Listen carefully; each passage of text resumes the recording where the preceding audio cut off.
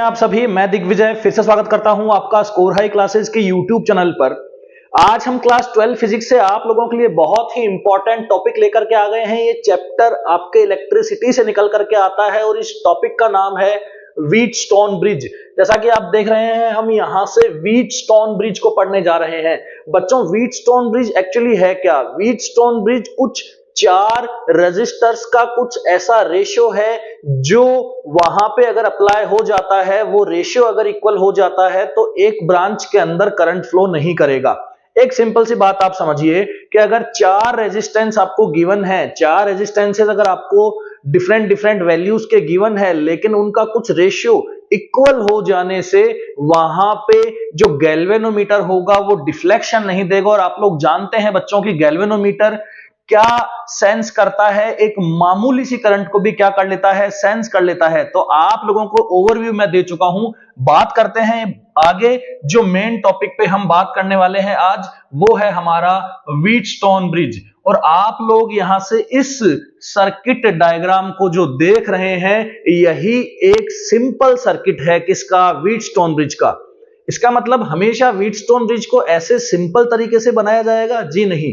इसके डेरिवेशन को समझने के लिए हम इसको इस सिंपल तरीके से बनाते हैं। और यहां पे जो चार रेजिस्टर्स आप देख रहे हैं, उनका कोई ना कोई रेशियो हमें यह बताएगा कि भैया अगर आपने इस ब्रांच के अंदर करंट को जीरो करना है, इस ब्रांच के अंदर अगर करंट को जीरो करना है, तो आपको यहां पे क्या करना होगा, किस रेशियो में इन चारों रेजिस्टर्स को लेना होगा ताकि जो ब्रांच है आपकी वो करंट लेस रहे और गैल्वेनोमीटर का जो डिफ्लेक्शन है वो नल रहे या फिर जीरो रहे। इसे नल डिफ्लेक्शन भी बोला जाता है। ये गैल्वेनोमीटर का नल डिफ्लेक्शन का डायग्राम है। होप सो यहां तक आप लोगों को ये बात समझ में आई होगी।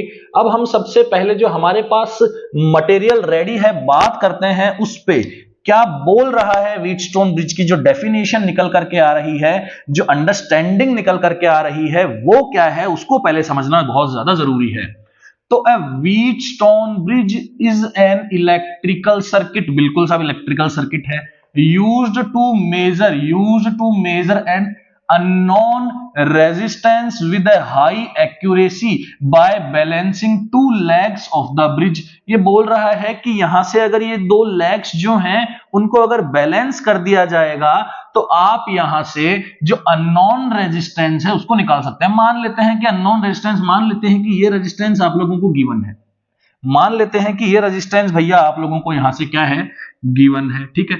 और ये वाला रेजिस्टेंस भी मान लेते हैं गिवन है, और ये वाला भी रेजिस्टेंस मान लेते हैं गिवन है, लेकिन मान लेते हैं कि ये वाला रेजिस्टेंस आपको क्वेश्चन में गिवन नहीं है। क्लियर है? तो आप कुछ यहां से इनका ऐसा रेशियो अभी तैयार कर लेंगे, अभी आप थोड़ी देर के अंदर इनका कुछ ऐसा रेशियो तैयार कर लेंगे जो यहां से बहने वाली करंट को क्या कर देगा, जीरो। पहले ही कंडीशन लगा दी है कि यहां से बहने वाली करंट क्या होनी चाहिए, जीरो। उसके बाद बताया जाता है कि क्या रेशियो होगा। एक सिंपल सी बात है, ठीक है। consists of four resistors, a battery and galvanometer. When the bridge is balanced, there is no current flow through the galvanometer में से कोई करंट फ्लो नहीं करेगी, and the unknown resistance can be calculated using the ratio of other three resistors। आगे वाले resistors को निकालने का एक यहां से मेथड हमारे पास आ जाएगा।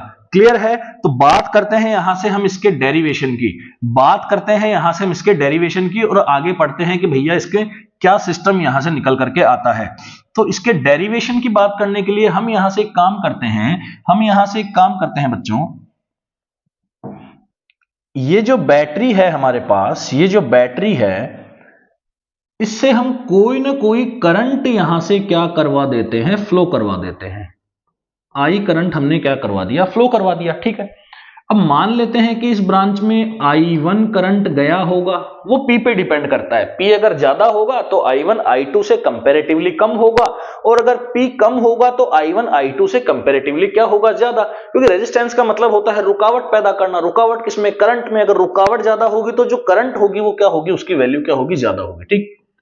बात करते हैं यहां से I2 करंट की। अब देखो भैया, यहां पे अगर करंट नहीं जा रही है, इसका मतलब जो पूरी टोटल करंट I1 है वो उसे यहां पे आना होगा। क्लियर है? यहां पे आना होगा। समझ में आ रही है आप लोगों को बात? और यहां से जो ये I2 करंट जा रही है, अगर इसमें करंट फ्लो ही नहीं कर रहा है तो यहां से इस I2 करंट को यहां पे आना होगा, इस I2 करंट को यहां आना होगा, ठीक है। यहां से ये वापस I2, यहां से वापस I1 क्या बन जानी चाहिए, I1 plus I2 equal to I बन जानी चाहिए, समझ में आ रही है। और वापस से यहां से लोड में I चली जाएगी और यहां से I निकल जाएगी, ये सोर्स है, ये लोड है। क्लियर। इसको मान लेते हैं कि हमने यहां से पोटेंशियल के पॉजिटिव पार्ट को हमने यहां से इसे कनेक्ट किया है, तो इसका जो पोटेंशियल है वो क्या मान लेते हैं, V मान लेते हैं। क्लियर है। इसका जो पोटेंशियल है वो क्या मान लेते हैं, V मान लेते हैं। और यहां से ये पोटेंशियल क्या हो जाता है, 0 हो जाता है। ये पोटेंशियल कितना हो गया, यहां से V हो गया, ये क्या हो गया, 0। तो ये वाला पोटेंशियल भी ऑटोमेटिकली ही क्या हो गया, 0 हो गया। समझ में आ रही है आप लोगों को बात, ठीक है। अब हमें ये पता है कि भैया इस ब्रांच के अंदर करंट फ्लो नहीं है, इसका मतलब यहां पे क्या है, नल डिफ्लेक्शन है। यहां पे क्या है, नल डिफ्लेक्शन है। नल डिफ्लेक्शन है इसका मतलब करंट फ्लो नहीं है। करंट फ्लो नहीं है मतलब यहां पे जो ये पॉइंट है और जो यहां पे जो ये पॉइंट है, इन दोनों पॉइंट्स का जो पोटेंशियल है वो सेम है। तो एक काम करते हैं, इसका भी क्या मान लेते हैं, x, और इसका भी क्या मान लेते हैं, x, और यहां पे लिख देते हैं let the potential at point B is X, so the potential of D point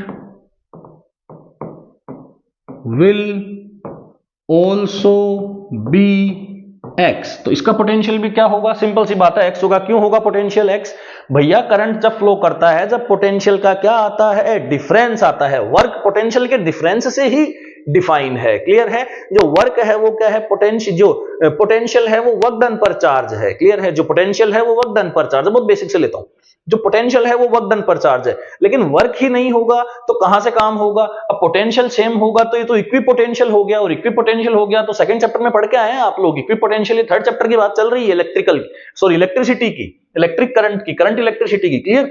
लेकिन आप पोटेंशियल में पढ़ के आए कि भैया अगर सेम पोटेंशियल होगा तो करंट फ्लो नहीं करेगा, तो सेम पोटेंशियल बना देते हैं। तो यहां से एक काम करते हैं, ए बी ब्रांच के अंदर आप ओम्स लॉ लगाइए। ए बी ब्रांच के अंदर आप क्या लगाइए, ओम्स लॉ। तो पोटेंशियल का डिफरेंस क्या होगा, V minus x. A B branch में सबसे पहले किसमें काम चल रहा है, ए बी ब्रांच में। क्लियर है। तो ए बी ब्रांच में भैया क्या काम चल रहा है, ए बी ब्रांच में काम चल रहा है कि जो पोटेंशियल है वो आई आर के इक्वल करना है, मतलब ओम्स लॉ लगाना है। तो higher potential to lower potential current flow करता है, तो V हायर हो गया और एक्स क्या हो गया, लोअर हो गया। तो delta V is equals to I R, तो V माइनस एक्स, ये क्या हो गया आपका पोटेंशियल का डिफरेंस हो गया, और I1 इंटू पी। क्लियर है। यहां से क्या आ जाएगा, I1 इंटू पी। क्या ये पहली इक्वेशन बनी, जी बिल्कुल, यहां से ये पहली इक्वेशन बनेगी। क्लियर, समझ में आ रही है बात। अगर अपन यहां से I2 के बारे में कोई रिलेशन लिखना चाहे तो आप आसानी से देख सकते हैं कि मैं यहां से अगर एडी ब्रांच के बारे में लिख दूं, अगर मैं यहां से एडी ब्रांच के बारे में लिख दूं भैया, तो मैं एडी ब्रांच के बारे में क्या लिख दूंगा, V माइनस एक्स। वही चीज मैं लिख सकता हूं क्या, V minus x is equals to I2 into S. Clear है। I2 इंटू एस, ये क्या हो गई आपकी सेकंड इक्वेशन हो गई। समझ में आ रहा है आप लोगों को, बहुत बढ़िया। ठीक। अब हम बात करते हैं किसकी, बीसी ब्रांच की। तो अगर हम बीसी ब्रांच की बात करें, तो बीसी ब्रांच में हम लिखेंगे भैया x माइनस 0। अरे भाई हाइयर पोटेंशियल से लोअर पोटेंशियल में करंट फ्लो होगा, तो ये हाइयर पोटेंशियल हो गया और ये लोअर पोटेंशियल हो गया, तो पोटेंशियल का डिफरेंस क्या हो गया, हाइयर माइनस लोअर।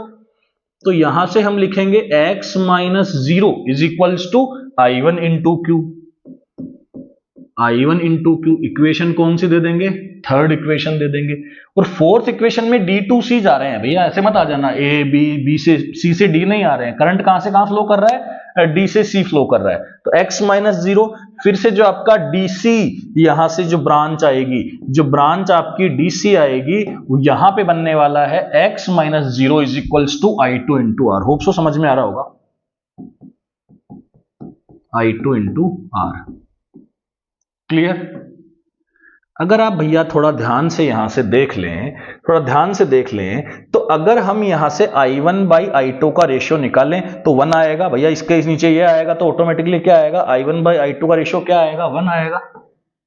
ये ऐसा कह सकते हैं कि I1 बाई I2 का जो रेशियो यहां से I1P अपॉन I2S करेंगे तो I1P अपॉन I2S करेंगे तो किसके इक्वल आएगा, 1 के इक्वल।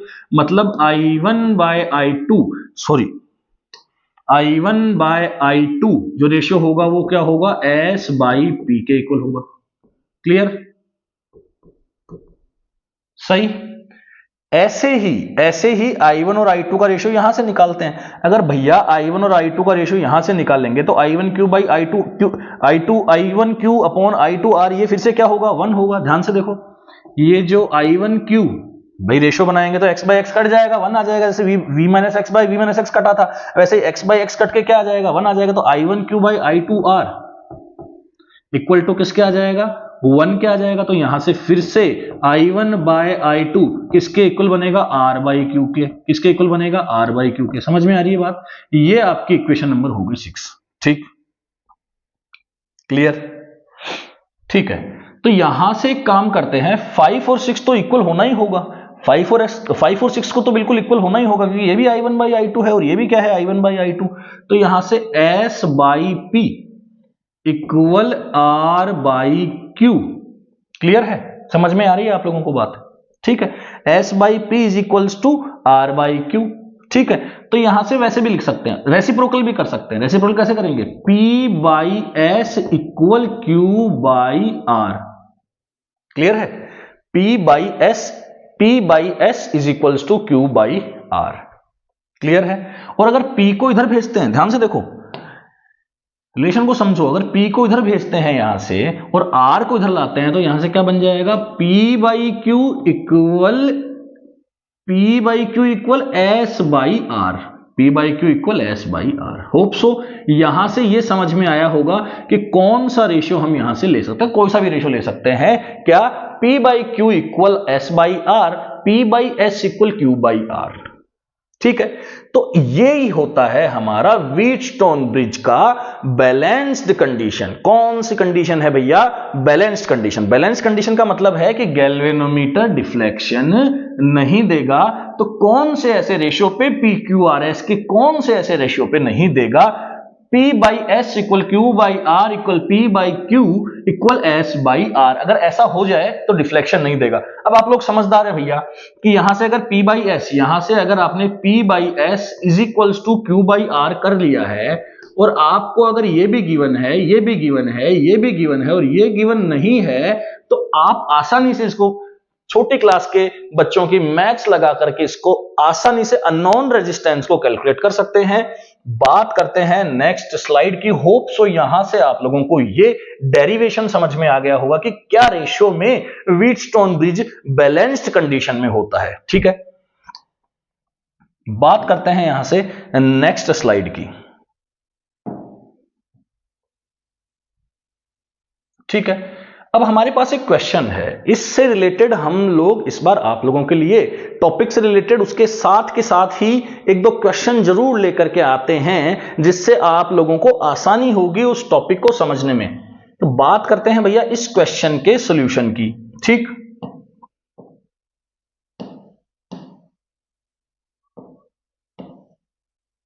तो इस क्वेश्चन के सॉल्यूशन में क्या होगा देखते हैं। Resistances of the ratio arms of a Wheatstone bridge are 330। तो दो आर्म है, यहां से इसको ले लिया जाए 300, उसको ले लिया जाए 30। ठीक है, find the value of unknown resistance if the third arm has a resistance 250 ओम।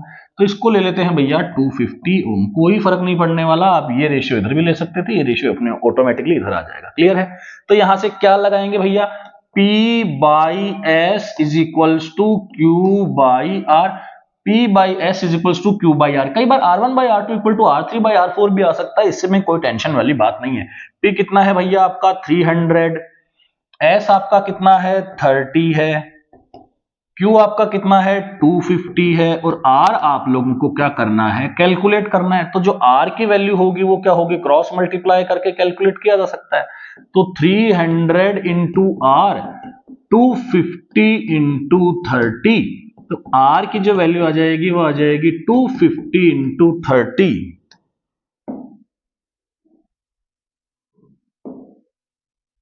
ठीक, क्या आ जाएगा 300 इंटू आर इक्वल 250 इंटू 30। तो यहां से 250 इंटू 30 अपॉन 300, जीरो से जीरो क्या हो जाएगा, कैंसिल आउट, यहां से ये 10 टाइम और ये जो वैल्यू आ जाएगी आर की कितनी आ जाएगी स्टूडेंट्स, 25 ओम। होप सो आप लोगों को ये आसान सा क्वेश्चन समझ में आया होगा। बहुत ही इजी क्वेश्चन में लेकर के आया हूं, कॉन्सेप्ट बहुत इजी है, ऐसा कॉन्सेप्ट आप लोगों को बिल्कुल आसानी से समझ में आ सकता है। इससे बहुत अच्छे अच्छे बड़े क्वेश्चंस, जेईई नीट में पूछे जाने वाले क्वेश्चंस बहुत इंपॉर्टेंट होते हैं। इस टॉपिक पे बात करते हैं नेक्स्ट क्वेश्चन की। नेक्स्ट क्वेश्चन में आप लोगों के लिए एक एमसीक्यू लेकर के आया हूं, जिसको हम समझने की कोशिश करते हैं। सर्किट डायग्राम से ही ये सॉल्व हो जाएगा और फटाफट हम यहां से इस वीडियो लेक्चर को भी फिनिश कर लेंगे, ताकि हम बहुत ही कम समय में टॉपिक भी समझ सकें, उसका डेरिवेशन भी समझ सकें और साथ साथ उसके 2 क्वेश्चन लगा लें तो वो टॉपिक हमारा हो जाएगा एकदम क्लियर। बात करते हैं क्वेश्चन नंबर 2 की। In the Wheatstone bridge given below what should be values of R1 and R2 so that the bridge is balanced. बोल रहा है कि R1 और R2 की ऐसी कौन सी वैल्यू होगी, R1 और R2 की ऐसी कौन सी वैल्यू होगी यहां से जो ब्रिज क्या रहे भैया, बैलेंस रहे। ठीक है, अच्छी बात है। तो यहाँ पे जो ऑप्शंस हैं वो आपके पास ये ऑप्शंस हैं, ठीक है। बी है आपका 6 ओम, R2 है आपका ये R1 है, R2 है, ठीक है। सी है कि R1 इतना हो, R2 इतना हो, ठीक है। और डी है कि R1 आपका कोई भी वैल्यू हो सकता है, R2 ये होनी चाहिए, ठीक है। देखते हैं।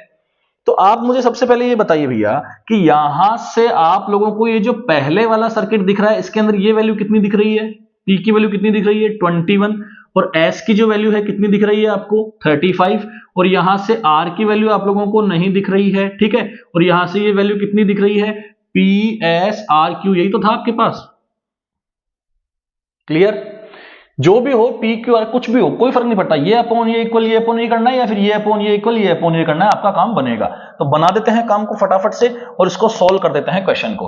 तो यहां से बोल रहा है P by S is equals to R1 by 10। Clear, R1 की वैल्यू कितनी ली 10, तो P की वैल्यू यहां से क्या पुट कर लेंगे 21 और यहां से क्या पुट कर लेंगे 35। तो क्या बन जाएगा 21 bye 35 into 10 equal to R1, ठीक है।